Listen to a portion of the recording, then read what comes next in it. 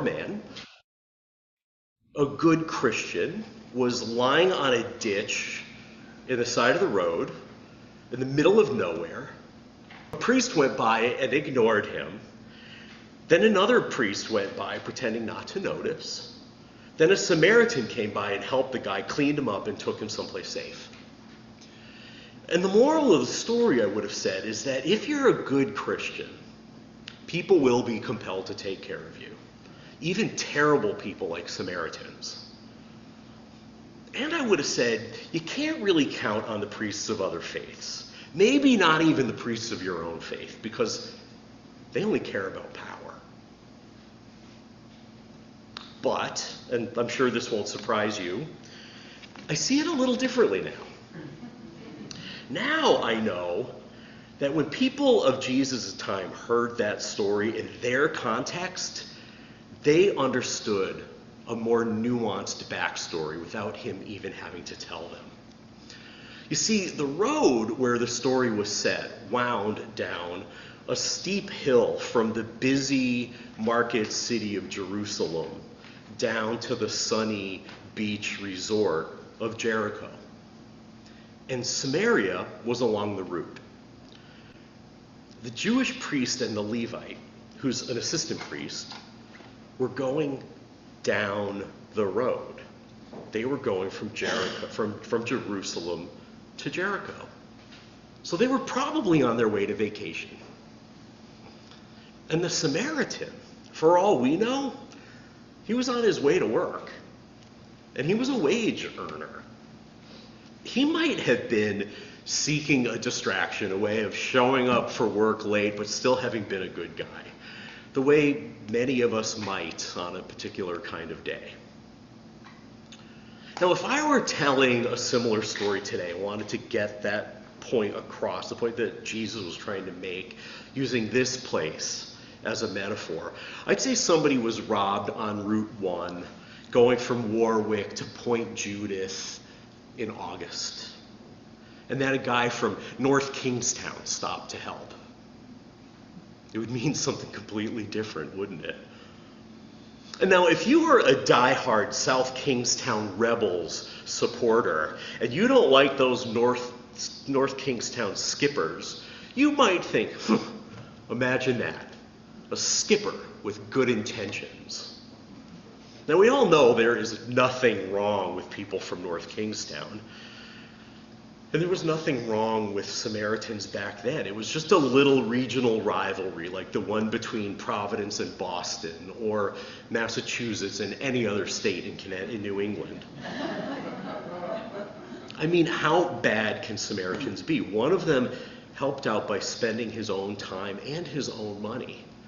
And the innkeeper, who was presumably a Samaritan himself, trusted the guy enough to take in the injured man and risk bearing the expense himself. Both the Samaritans, really, they were mensches. They were good guys. So isn't it funny? The story of the Samaritan, like so many of the parables in the Bible, has come to have a life of its own. And we absorb all of the unhelpful assumptions and prejudices of everyone who has ever told them. And then we add our own to the mix just to be safe. You know, for centuries, readers have assumed that Samaria must have been a terrible place, making it surprising that a Samaritan would be kind to a stranger. So to us, Samaritans have a reputation. They're like grifters or something. But in the original Greek text, as with many modern translations, the Samaritan was described simply as a certain Samaritan. Not despised, as some of the translations say, including the one we used this morning. In other words, Jesus never meant for the Samaritan to be the bad guy in the story. And originally, because listeners understood the context, they got that without having to have it explained to them.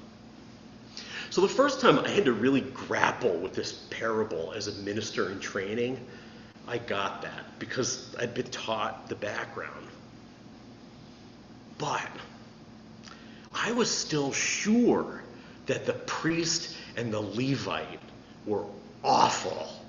I mean, they saw an injured person left for dead in a ditch on the side of the road, and they walked right past. They ignored somebody in need. And I thought, oh, that's typical. You know, they claim to be holy people, but they can't even help a traveler in distress.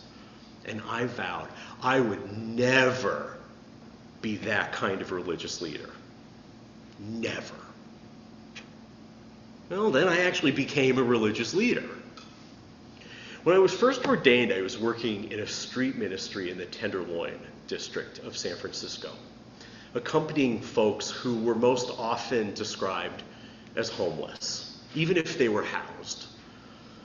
They all had difficult lives. They were grappling with addiction and mental illness and the constant expectation that they could navigate the impossible requirements of the social safety net.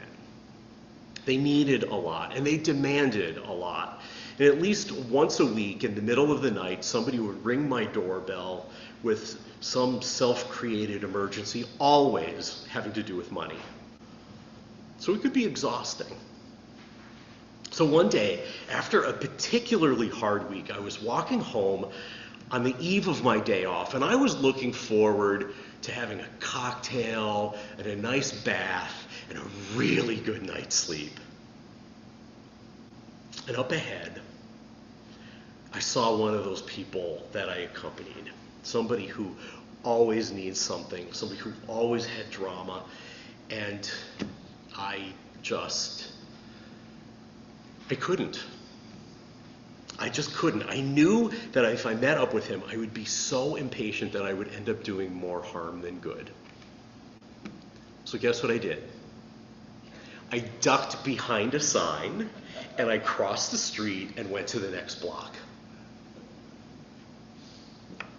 So just like that, I became the priest in the story of the Good Samaritan. And I wish I could tell you that that was the only time I've ever done that, but it's happened since, more than once, even pretty recently. If you've been paying attention, you probably know that June was a pretty rough month. I traveled to California for my niece's graduation, which was lovely, but I came back with a terrible cold. And that afternoon, literally that afternoon, we had to take my mother-in-law, who lives with us, to the vet to put her dog to sleep. And then 10 days later, we had to put our dog to sleep. And in the midst of that, two beloved members of this congregation died. And I officiated at a memorial. Then we went off to General Assembly in Pittsburgh, where the stress was so terrible, I literally thought that I was having a heart attack. And when we returned here for the last few days before vacation, I found myself at South Kingstown Pride, where we had planned on giving people blessings along with chocolate kisses. Now, at Pride last year, it literally was one of the sweetest things that I did the entire year. But this time, I faced with the task, I couldn't. I just couldn't. I was in that same place again. I was emotionally drained, and my own spirit needed tending to, and I didn't have in me the blessings to authentically give to anyone else. The well of compassion had run very low temporarily. Now, don't worry. Vacation was amazingly restorative. And within a few days, I felt like myself again. But man, that week at General Assembly, and the week after, was really tough. Once again, my shortcomings gave me compassion for the priest and the Levite who avoided the injured traveler. But man, General Assembly was rough. The sad thing about it is that up until this year, I've always found GA to be restorative. It's a time when I could share meals with dear friends and colleagues, catch up with former congregants, have really energizing and exciting conversations. I could hear inspiring stories of innovative and effective ministry. And I could recharge my batteries in amazing worship services with 5,000 plus other Unitarian Universalists. But this year, we only numbered about 2,500 people in a space that could hold literally 50 times that number. It was this cavernous space where we had to walk thousands of steps and up many escalators to the massive space that we barely filled. And we were required to wear masks at all times. And I was fine with that in theory, but I never really got used to wearing masks for hours and hours at a time. I worked from home through the worst part of the pandemic. And I found myself unable to breathe after a while. I'd go to some remote corner, hundreds of feet from anyone, and I would lie on the floor and I'd remove my mask and I would just breathe for a few minutes. And during the opening announcements of every single general session, we were literally mocked and shamed for removing our masks. Like repeatedly mocked and shamed. And the thing is, everybody removed their mask at some point. You had to. So removing your mask made you one of the despised. So 3 days in, I was on my way back to my Airbnb at 10 o'clock at night, thinking about the really self-righteous lack of compassion, and I suddenly couldn't breathe. My heart was racing, my chest was tightening, and my jaw throbbed with pain. And those, I knew, are all signs of a heart attack. And I thought, I can't be having a heart attack. Like, there's just no way. Maybe it was denial, maybe it was realistic, maybe it was incredible self-knowledge, but I just felt like, there's no way that I'm having a heart attack. So I got back to the Airbnb and I just lay down on my bed and I meditated and I breathed and I waited for it to subside. And the next morning it occurred to me that it was anxiety. Just wearing a mask for so long with all that judgment and all that pressure brought back to me that time that we all experienced of intense isolation and fear and judgment and blame and name calling. And the thing is that during the worst of the pandemic, I was never afraid that I would die of COVID. I was afraid that everyone in my congregation would die of COVID. All those traumatic memories were weighing on my chest and my breathing and in my jaw as my teeth ground. So the next night, during the same walk home, when my breathing became shallow and my heart started racing again, I just breathed through the trauma response. Now I want to be clear, I really knew I was okay and I knew that I could handle it. And General Assembly was actually not all bad. There were some great things about it. In fact, the highlight of it was General Session, which for once, hallelujah, we're not bogged down in endless debates about parliamentary procedure. We actually talked and actually listened to each other respectfully about Article 2 and our principles. We talked about divesting our investments from companies that operate against our values, and we elected a new president, Reverend Sophia Betancourt. An exciting theme ran through the lectures, worship services, and even general session. It was the phrase inherent worth and power.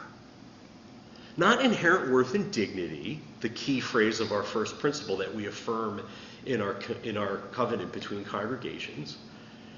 The idea is that when we say everyone has dignity, we can just affirm that and move on.